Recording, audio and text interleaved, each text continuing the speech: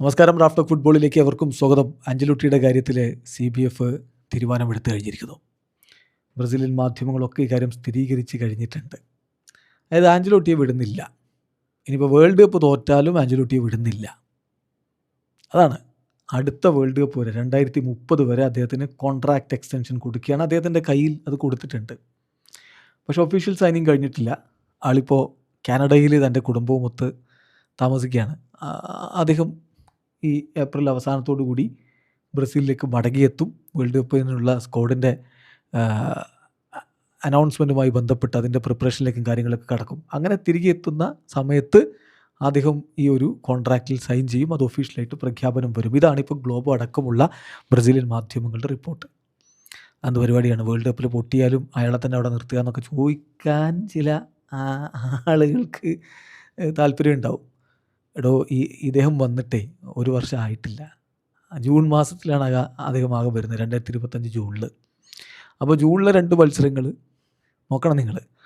അത് കഴിഞ്ഞിട്ട് സെപ്റ്റംബറിൽ 2 മത്സരങ്ങൾ, ഒക്ടോബറിൽ 2 മത്സരങ്ങൾ, പിന്നെ നവംബറിൽ 2 മത്സരങ്ങൾ, പിന്നെ മാർച്ചിൽ 2 മത്സരങ്ങൾ. ആകെ 10 കളികളാണ് അദ്ദേഹത്തിന് കീഴിൽ കളിച്ചത്.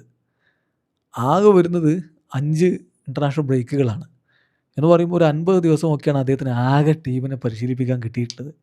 വേൾഡ് കപ്പിന് പോകുമ്പോഴും അങ്ങനെ കുറഞ്ഞ മത്സരങ്ങൾ, കുറഞ്ഞ ദിവസങ്ങളൊക്കെ പരിശീലിപ്പിച്ചിട്ടാണ് ടീമിനെ ഇറക്കേണ്ടി വരുന്നത്.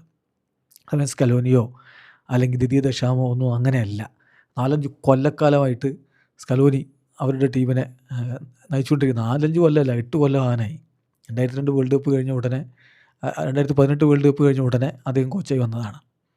ദശാമൊക്കെ കൊല്ലങ്ങളായി. അപ്പോൾ അതുകൊണ്ട് അവർക്ക് ടീമിനെ വാർത്തെടുക്കാനുള്ളൊരു സമയം കിട്ടിയിട്ടുണ്ട്. ഒരു സൈക്കിൾ ഫുൾ കിട്ടിയാൽ തന്നെ ടീമിനെ ഉഷാറാക്കി എടുക്കാൻ പറ്റുകയുള്ളൂ. അപ്പോൾ അത് ആഞ്ചലോട്ടിക്കും കൊടുക്കാനാണ് CBF ഇപ്പോൾ തീരുമാനിച്ചിരിക്കുന്നത്. അപ്പോൾ അതിലുള്ള റിപ്പോർട്ട് ഇങ്ങനെയാണ്: Ancelotti now has the contract extension until 2030 in his hand. He will earn 10 million euro per year. അതിപ്പോഴും അദ്ദേഹത്തിന് അങ്ങനെ തന്നെ കിട്ടുന്നത്. അതേ എമൗണ്ട് തന്നെ കൊടുക്കും 2030 വരെ എന്നാണ് ലഭ്യമായിട്ടുള്ള വിവരം. അത് നിലവിൽ നമുക്കറിയാമല്ലോ, സെലക്കാവോയിൽ ഒരു മാനേജർ കൊടുക്കുന്ന ഏറ്റവും ഉയർന്ന സാലറിയാണ്. അതുകൂടാതെ അദ്ദേഹം ഇപ്പോൾ റിക്വസ്റ്റ് ചെയ്തിരിക്കുന്ന അദ്ദേഹത്തിൻ്റെ കൂടെയുള്ള സ്റ്റാഫിൻ്റെ സാലറി ഒന്ന് ഹൈക്ക് ചെയ്ത് കൊടുക്കണം എന്ന് മാത്രമാണ്. മറ്റ് ആവശ്യങ്ങൾ അദ്ദേഹം ഉന്നയിച്ചിട്ടില്ല. എന്തായാലും ആഞ്ചലോട്ടിയുടെ കാര്യത്തിൽ ബ്രസീൽ CBF ഫൈനൽ തീരുമാനമെടുത്തു കഴിഞ്ഞു.